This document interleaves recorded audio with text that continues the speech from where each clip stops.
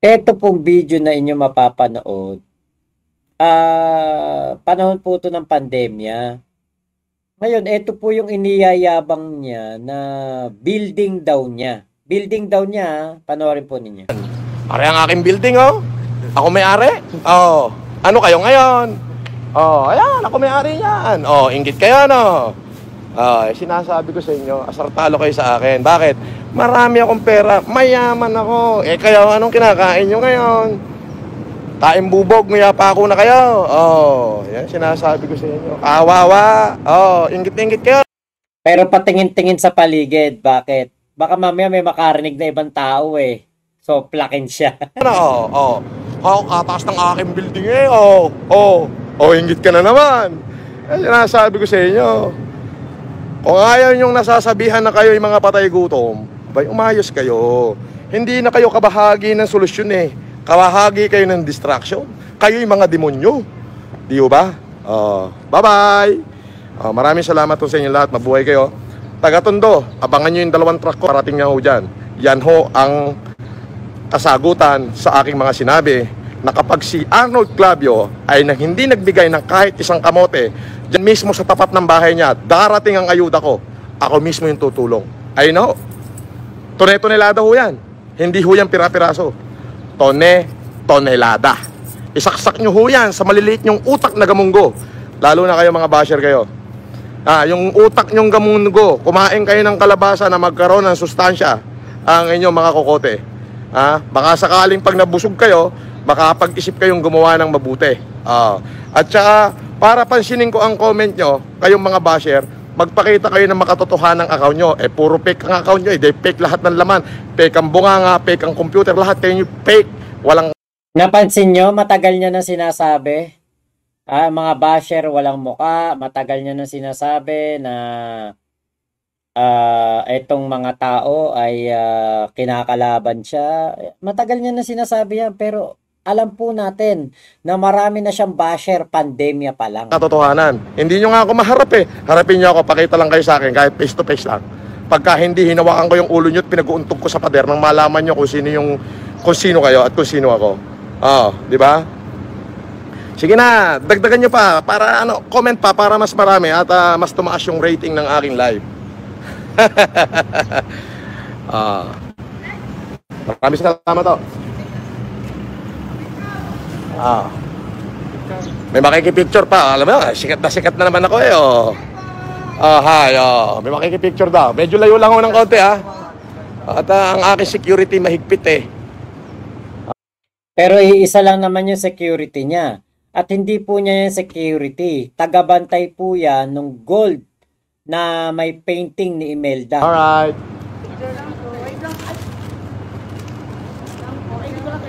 Hindi niya yan tauhan. Tauhan niya ni Bernard Chong. Ayan, nandito ako, ayan. Thank you po. Thank you. Bye-bye po. Bye-bye. Nakita niyo naman. That's nice.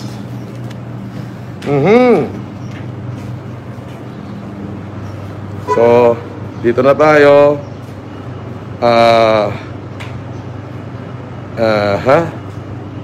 Paano na ere? Dini na. Lahat po yan, parte ng pagpapanggap, parte po yan ng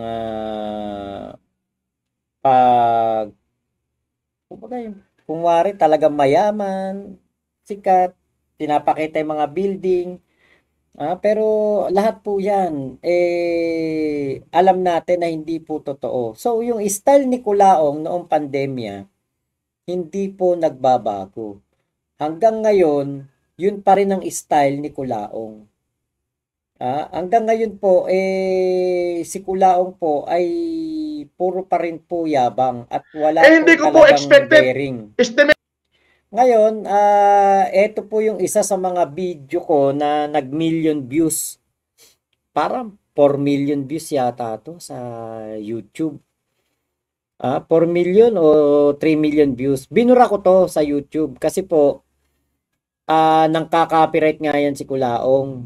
Nung umalis ako kay Kulaong, bago kami umalis ng 14 Vloggers, nagmamadali ako magbura ng mga video ni Kulaong na pwede niya akong i-copyright. Ngayon, etong video po na ito, hindi niya na ulit ito mararanasan. Bakit? Kasi naalala ninyo, meron sinabi si Kulaong doon po sa maliit na tao. Ako ang nagbigay ng subscriber dyan. Hindi ako nakikisawsaw dyan. Ako ang nagbigay ng subscriber dyan. Sinabi niya yan. Ngayon, bakit naman ako papayag na yung binigyan ko ng subscriber din, merong 1 million subscriber na YouTube channel. Diba? Kaya po, talagang inano po namin yan. Inagad po namin yan. Talagang ginawan po namin ng matinding ano yan. Matinding covert operation para talagang mawala po ang YouTube channel ni Kulaong na 1 million subscriber. Imagine niyo po, kung nandyan pa yung 1 million subscriber ni Kulaong na ginagamit niya noon sa panloloko, sa pagpapanggap na Marcos, meron pa siyang hanggang ngayon na 1 million subscriber. Abay, napakarami pong maloloko niyan. Ngayon, eto yung kinita ni Kulaong daw sa kanyang YouTube channel. Hindi ko po expected. Estimated revenue ko po a year. 3 million to 4 million dollar dito pa lang sa YouTube channel. Ngayon pa lang ho, kikita na ako ng $88,000. To my brothers and sisters, especially those who have... Ayan, edit ko pa noon yun eh.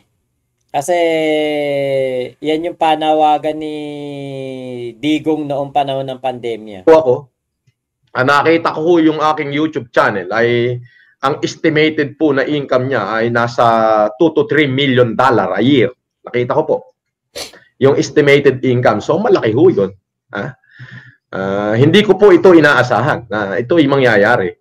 Pero ito pong kikitain na to sa YouTube ay ibibigay ko talaga sa mga tao. Totoo ho yun. Kaya sabihin nyo sa mga kaibigan nyo, subscribe na sa aking channel at para sa inyo, yung inyo po kasing subscription sa akin ay ano yan eh, yan ang ambag nyo sa aking ginagawa ngayon. Ayan. Ika nga sa maliit na... Diba? Ambag nyo sa ginagawa ko ngayon. So mag-aambag ka sa kanya, pero ang credit sa kanya. Magbibigay ka sa kanya, pero ang credit kay Francis Leo Marcos Mayaman Challenge. Tanungin nyo, kung meron bang mga etong pera na to, eto bang pera na to ay naipantulong? Hindi po. Bakit? Umabot po sa punto na siya'y nakulong na. Nakuha niya naman talaga yung sahod sa YouTube, pero nasa 2 milyon.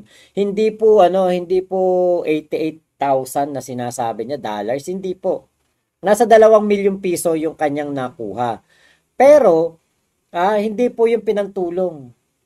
Alam niyo kung saan napunta? Pinang-BIP sa BJMP. Dahil nakulong na po siya, nakulong na siya, hindi pa nakukuha yung sahod. Kapamparaan, binigyan niyo ako ng like, sinubscribe niyo ako, ikinalat niyo to. Yun naman po yung aking sinasabi na yun yung inyong tulong sa akin. Yan. Hindi ko kailangan na magpadala kayo ng donation sa akin. Hindi. The more na mas marami ako natutulungan, the more na mas marami kayong yung subscriber at maraming likes, mas marami ho akong matutulungan. Yan, pandagdag ho yan Anyway. Hindi pandagdag. Yung perang kikitain niya sa YouTube, yun na talaga yung pang VIP niya, pang gasto sa mga abogado. Kasi wala naman po talaga siyang kayamanan. Kaya nga, di ba, umaatungal siya ng iyak kay Bernard Chong. Humihingi siya ng pera. Actually matagal na po akong tumutulong pero hindi ako nagsasalita sa aking pagtulong. Kasi nga sinabi ng Biblia, pag tumulong yung kaliwang kamay, dapat hindi na makarating sa kanang kamay. Parang kung ito nagbigay ng 10 piso, dapat yung kanang kamay mo hindi na alam.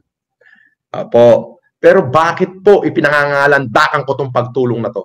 Yun ang tanong Kaya ko ito pinangangalandakan, kaya ko ito sinisigaw. Dahil nasa gitna po tayo ng pinakamalaking epidemya. Itong epidemya na to ay nakaukit na sa ating kasaysayan at iuukit pa sa kasaysayan ng mundo. Kung yung ang kasaysayan noon na iukit sa kasaysayan natin ngayon, Kumbaga, yung kasaysayan noong mahabang panahon, ay alam pa rin natin na hanggang ngayon. Sa kabila ng wala naman ho silang mga gadget na mga computer o mga ballpen, pero bato-bato pa yung inuukitan nila ng kasaysayan, hanggang ngayon nakarating sa atin, itong kasaysayan, itong epidemyang nangyayari ngayon sa ating mundo, iuukit ho ito sa daan-libong taon sa kasaysayan ng mundo. Anong point? Ano gusto mo ipakaulog ang kulaong? Yung pangalan mo iuukit sa sa kasaysayan ng buong mundo? O, ano ba tingin sa'yo ng mga tao? 'Di ba? Nabalita kang di umano'y scammer, manloloko, nagpapanggap na Marcos. O yung totoo, naukit ka sa history ng Pilipinas bilang nuisance candidate kada eleksyon. Ah, lagi kang kumakandidato pero alam namin na ikaw ay nuisance candidate palagi. 'Yon, naukit. Kapag malalaman, Francis Leo Marcos sa eleksyon, kakandidato na naman. Ano to? Si Francis Leo Marcos, kakandidato na naman. Wala yan. Nako, nuisance yan. Naukit talaga. At ang tingin sa'yo ng mga tao, negative. Ayun po. Kaya ako po ito pinangangalandakan dahil gusto ko po lahat ng mabubuting tao may puso dyan ay makasama ko na maiyukit sa kasaysayan ang kanilang mga pangalan. Maaring hindi ho sa textbook, maaring hindi ho sa mga pader. Pero isa lang ang alam ko, yung mga pangalan natin, iuukit sa puso ng bawat mamamayang Pilipino.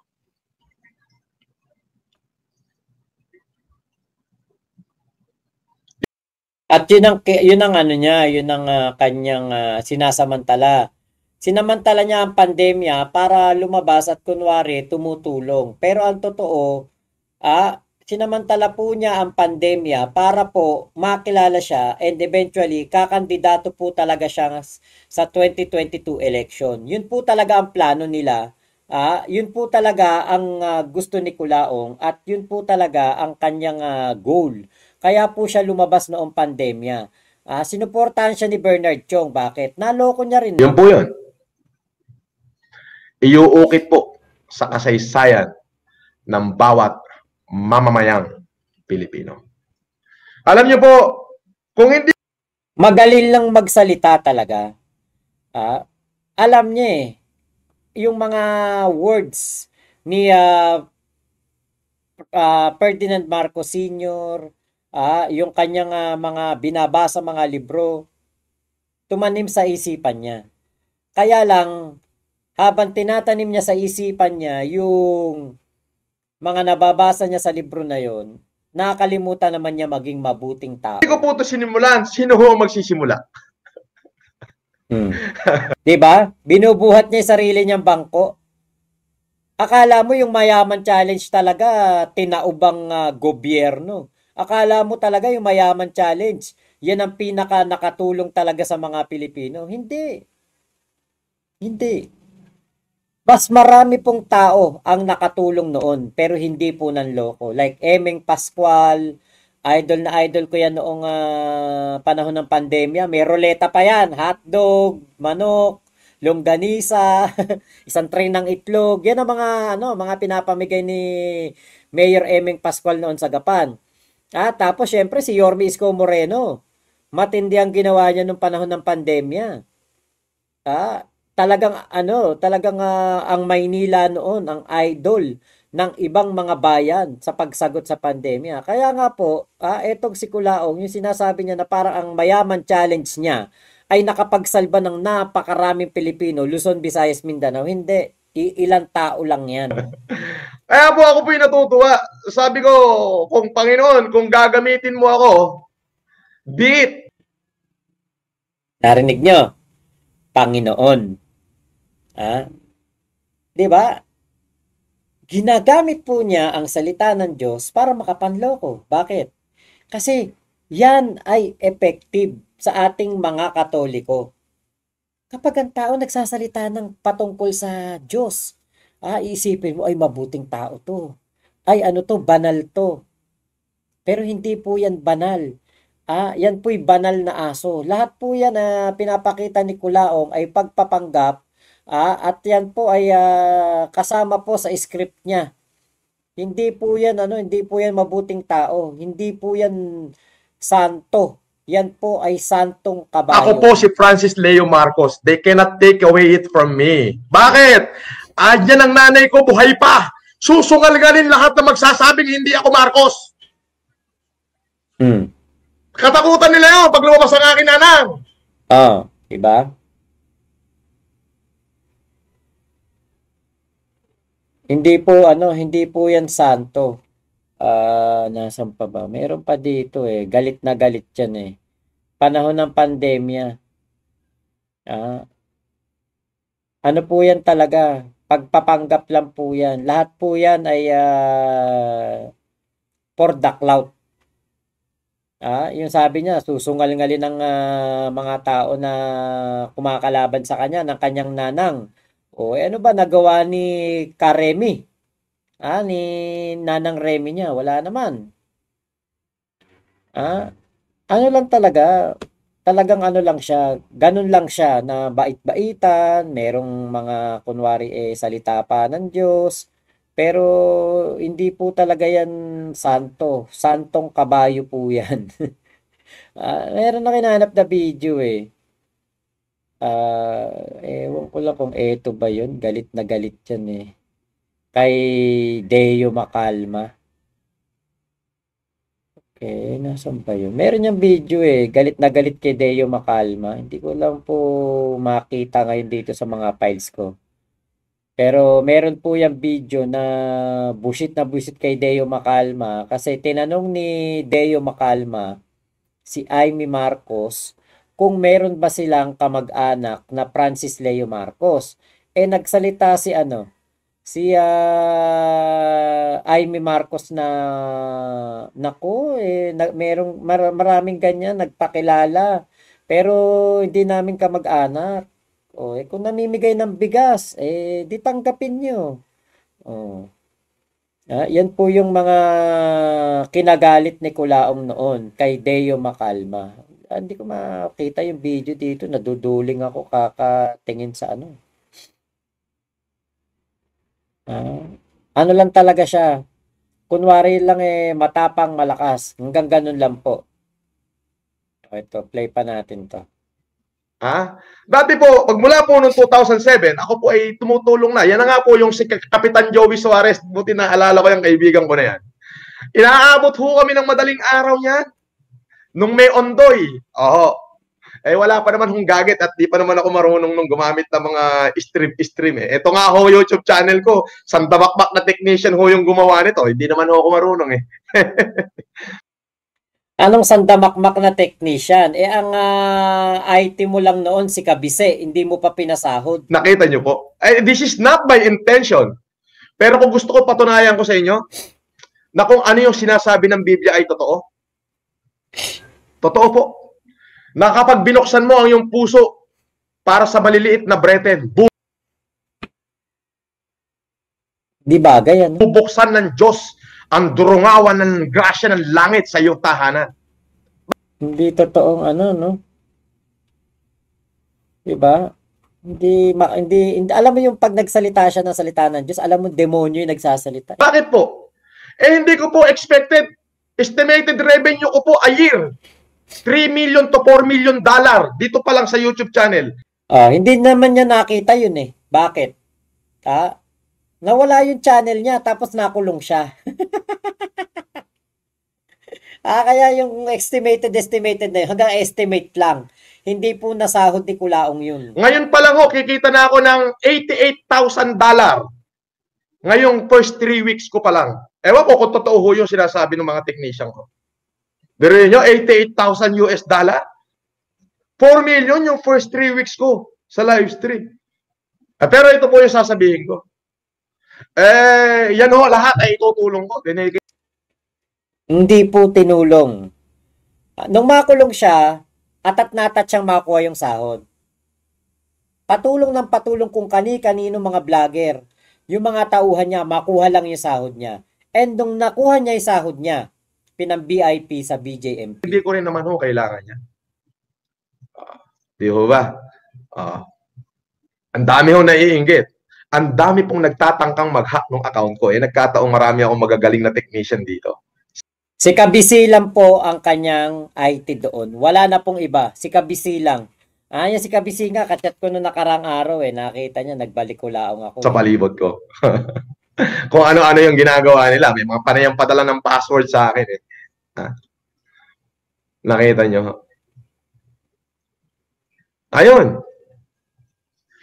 Yun ho yung aking sinasabi. Na kapag ka ikaw sa puso mo bukas, totoo ho yun. Ibabalik ni God tenfold. Di po ba? Saan ho kayo nakakita ng overnight binigyan ako ng kalahating milyong subscriber?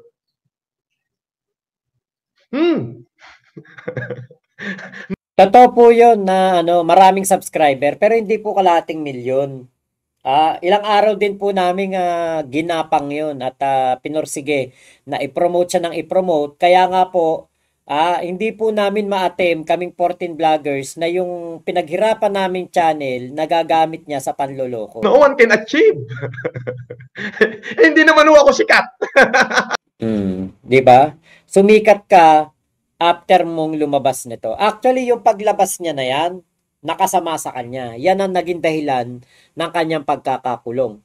And yet, ngayon, the other way around, sa second time na pagkakataon, kulaong, yung paglabas mo ngayon sa SOCMED, yung pagyayabang mo, paglaban mo kay Makagago, yan din ang makakasama sa'yo. Alam mo yan. Alam mo yan. Kaya nga, di ba, kabado ka na at para pinanghihinaan ka na ng loob sa yung mga live stream ngayon at para ka ng pastor kung mangaral. Diba? Daig pa niya sina Mr. B sa revenue, Pink Butterfly. Gary ka ba? Wala nga siya Elgato PC sa Steam Deck, Recta CP lang live niya. Wala din siya magandang dashcam. Si Kulaong po, wala pong alam yan sa mga ganyan-ganyan. At si Kulaong, yung kumbaga pagla-live niya, 'di ba? Siya lang naman. Wala namang iba nagla-live doon. Wala siyang tauhan katulad ni Boss MG na merong editor, merong mga secretary. Si Kulaong wala. Walang tauhan 'to. Nag-word of God na nga, 'di ba? Yan po ang ang katotohanan kay Kulaong. Tumatawag nga sa akin dati, hindi niyan alam yung AdSense. Hindi niyan alam yung YouTube partner program. Hindi niyan alam kung paano Kami lang ang nag-open ng niyan, yung pakulay sa live stream niyan. Yung mga super sticker. Kami lang ang niyan. Kami lang ang nag-open ng kanyang live stream para kumita siya. Tapos, saan ka nakakita? Bilyonaryong milyonaryo, pero walang sariling wifi. Diba? Imaginein mo yun. Wala kang wifi. Anak ng teteng. Daig pa pala kita, 2 wifi ko dito sa bahay. Etong gamit kong cellphone. Ginagawa kong webcam. Etong gamit ko na to. Eto. Tapos meron akong 2 Vivo na cellphone pang backup. Yung isa, yung Xiaomi ko nandun sa kapatid ko. Siya ang admin ko sa isa pang account ko. Kaya ito si Kulaong, wala po ito. Talagang ito, puro yabang na lang at puro bunganga na lang to sa SOCMED. Walang tauhan.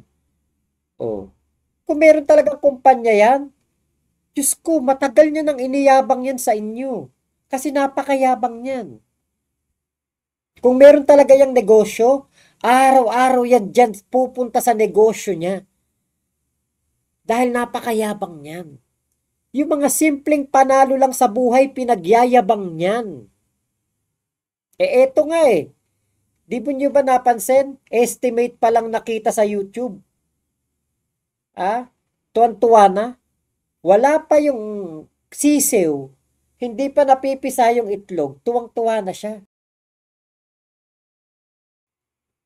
Ganyan po kabugok yan. Ganyan po ka mangmang sa SOCMED. Yung sinasabi niya, na batang sokmed siya. Hindi po totoo yan. Walang tauhan, wala lahat. As in, wala talaga lahat. Kung si Boss MG, merong nasa 200 million daw yung bahay, may Dodge Challenger, maraming ari-arian. Si Kulaong po, wala, lagapak yan. Di nyo naman napansin? Nagsampa ng demanda, ang daming error. Ganon din doon. Sa pagdedemanda niya kay Boss MG, ang daming error. Yung 179 case, hindi yun totoo. Error yun. Si Boss MG magpapaliwanag sa inyo yan pag natapos na yung kasuhan. Kaya po etong si Kulaong, talagang wala tong ibang pupuntahan kung hindi Hoyo. Wala tong ibang patutunguhan ngayong magpapasko na ito kung hindi ang malamig na selda. Yan po ang totoo niyan. Yung kanyang mga words of God, mga ganon, hindi na po yan uubra. Hindi niya ma-please si Makagago para i-atras ang kanyang demanda dito kay Kulaong. Malabo po yan. Malabo po yan. Tawan demonyo yan. Saka trap lang niya yon, yung bait-baitan, kunwari makikipag-peace, trap niya lang po yun. Hindi po yan talaga mabuting tao at hindi po talaga yan mapagkakatiwalaan. Lalo na sa mga pagkakataon na nagigipit yan. Sa mga nasusukal yan, dyan po yan umaacting ng kunwari mabait. Yan po ang totoo niya.